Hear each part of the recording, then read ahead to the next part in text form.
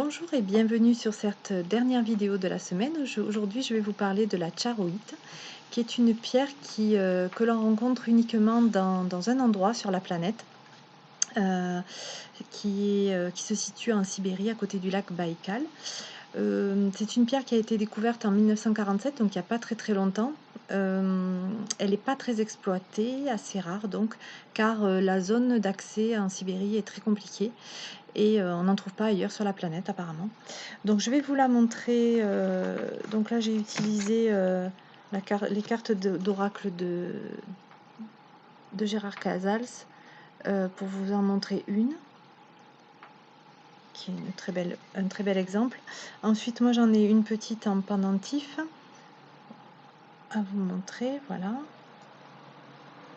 Une pierre violacée avec du blanc dedans.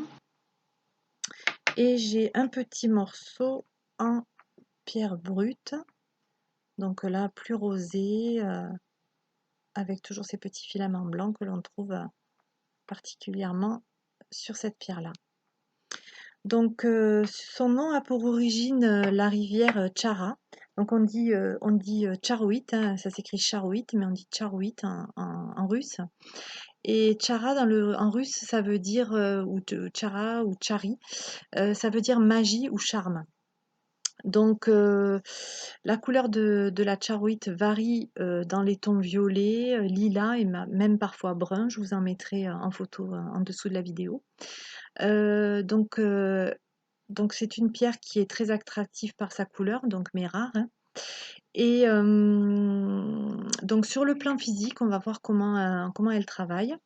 Elle a un effet donc relaxant très important sur le système nerveux. Elle augmente les défenses du corps, elle agit sur les sinus qu'elle purifie et par là même elle va améliorer en fait et développer les sens olfactifs, le sens olfactif. La charoïte soulage les douleurs du foie, des reins, du cœur et du pancréas et la prostate. Elle aide à lutter contre les maladies chroniques et elle nivelle la pression artérielle et combat les insomnies. Donc c'est une pierre qui agit sur beaucoup de choses différentes, mais qui sont quand même beaucoup en relation aussi avec le système nerveux. Donc sur le plan mental et émotionnel, elle aide à chasser les peurs nocturnes et les angoisses pour un bon sommeil réparateur. Donc c'est en rapport avec les insomnies, hein. Elle est très efficace contre tout bouleversement compulsif.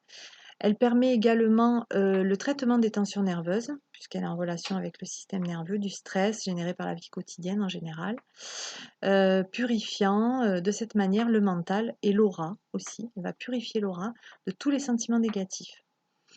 Donc c'est aussi pour ça que c'est une pierre du chakra coronal, donc du dernier chakra que l'on a au-dessus de la tête. Elle aide aussi donc à combattre toutes sortes d'obsessions, y compris les différents comportements fanatiques.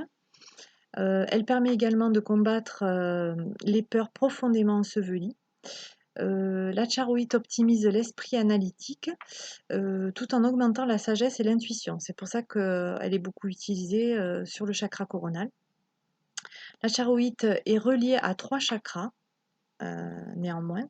Donc le chakra coronal, le troisième œil et le chakra du cœur. Elle est parfaitement adaptée aussi à 3 signes du zodiaque. Bon, ça, j'en parle pas souvent.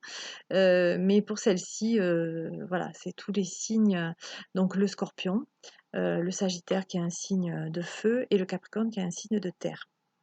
Elle permet également de demeurer zen dans toutes les circonstances de la vie. Et surtout face aux frustrations en fait. Elle évite de se sentir frustrée. Sur le plan spirituel plus particulièrement, donc elle est le symbole de la spiritualité, de la sagesse et de l'harmonie. Elle est classée comme une des pierres des philosophes. Il y en a plusieurs, on verra. La nuit venue, donc elle augmente considérablement la profondeur des rêves, donc elle permet d'avoir des rêves beaucoup plus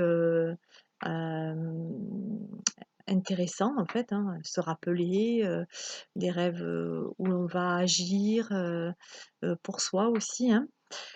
Placée près du cœur, cette pierre permet donc de faire grandir l'amour inconditionnel. Selon une légende chamanique, elle permet une élévation supérieure de l'esprit au cours des séances de méditation. Donc moi je l'ai testée et c'est vrai qu'elle permet ça aussi, et notamment pour accéder parfois à nos vies antérieures. On dit également qu'elle ouvre, votre esprit, beaucoup plus loin que vous ne l'imaginez. Voilà, donc c'est pour ça qu'on peut avoir aussi accès à d'autres informations qui sont issues d'autres vies. Voilà, je vous remercie pour votre attention, j'espère que cette présentation vous a plu et puis je vous dis à demain.